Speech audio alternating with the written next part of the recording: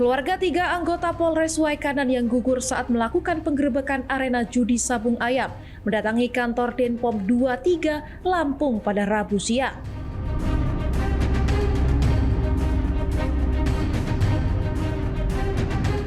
Mereka datang bersama tim kuasa hukum termasuk Hotman Paris guna meminta kejelasan perkembangan kasus yang melibatkan 2 anggota TNI sebagai tersangka.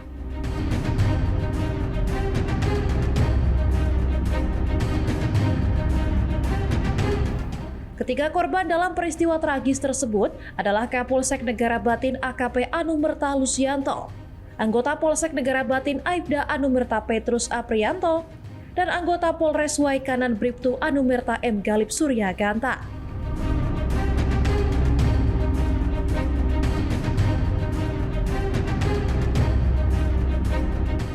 Pihak keluarga meminta agar proses persidangan terhadap kedua oknum TNI dilakukan secara terbuka demi transparansi.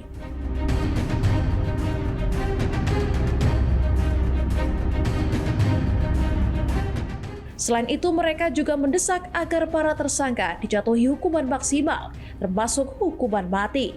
Karena tindakan yang dilakukan dinilai sebagai bentuk pembunuhan berencana sebagaimana diatur dalam pasal 340 KUHP.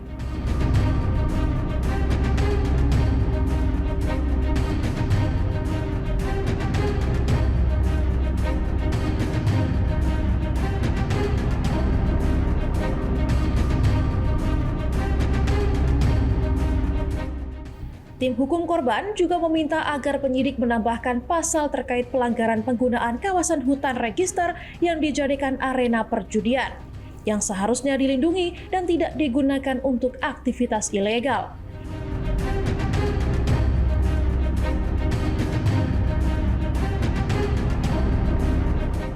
Dalam kasus ini, Denpom AD telah menetapkan Kopda Basarsyah sebagai tersangka penembakan terhadap 3 anggota polisi.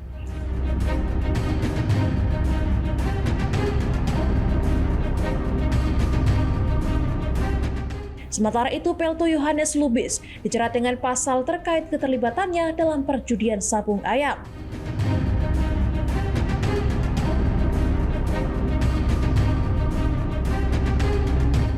Berdasarkan hasil pemeriksaan, penembakan dilakukan dengan senjata laras panjang rakitan berpeluru 5,6 mm yang dibuat sendiri oleh tersangka.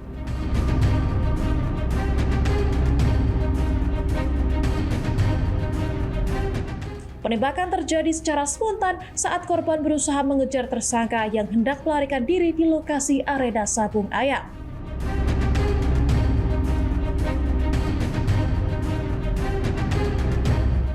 Kopda Basarsyah dan Pelto Yohanes saat ini ditahan di Mako Denpom 23 Lampung.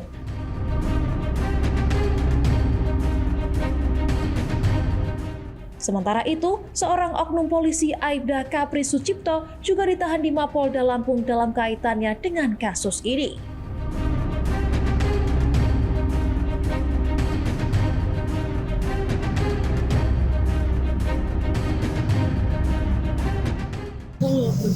Iya, jadi kunjungan kita hari ini, saya mewakili tim Hotman 911 dari Bapak Hotman Paris Utapea beserta tim lawyer yang ada di Provinsi Lampung dan juga keluarga almarhum dari korban penembakan di sabung ayam di Waikanan. Hari ini kami mendatangi Denpom. Tujuannya adalah yang pertama kami akan bersilaturahmi, yang kedua kami mengantarkan surat kuasa resmi yang sudah ditunjuk oleh keluarga almarhum kepada tim Hotman 911. Dan yang ketiga, kami menanyakan perkembangan kasusnya sampai hari ini sudah sampai di mana. Gitu.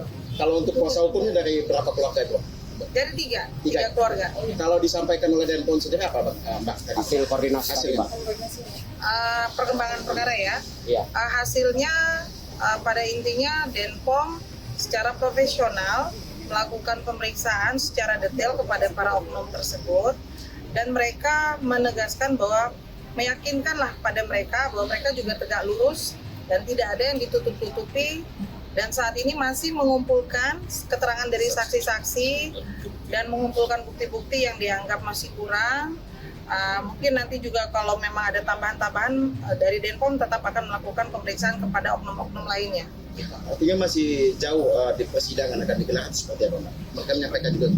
Kalau jauh saya tidak bisa pastikan ya, karena Denpom juga inginnya juga cepat. Kami juga inginnya cepat supaya ada kepastian hukum bagi para pelaku. Tapi kita berharap mungkin dalam waktu dekat akan melakukan gelar rekonstruksi terlebih dahulu, baru nanti berkasnya dikirim ke OPNIL setelah dari rekon ya. Mungkin dalam waktu dekat lah, mungkin 1 minggu sampai 2 minggu lagi akan rekonstruksi. Nah, kalau film sendiri ada tersangka lain nggak, Pak? Hasil komunikasi kita dan keluarga korban dan ingin dipastikan mengawal seperti apa, Mbak? sidang terbuka juga kita mengawal betul, Mbak? Keluarga korban kita juga mengawal, mendorong Denpom untuk melakukan sidang terbuka juga tidak? Oh ya dong. Tadi kita sudah sampaikan. Karena gini, biasanya perkara-perkara sebelumnya yang kami kawal pelakunya adalah oknum itu biasanya secara terbuka kok. Kita juga minta secara terbuka. Mbak, kalau hasil koordinasi kita dengan keluarga korban, kita pengen pelaku ini kepastian hukumnya dituntut seperti apa, Mbak?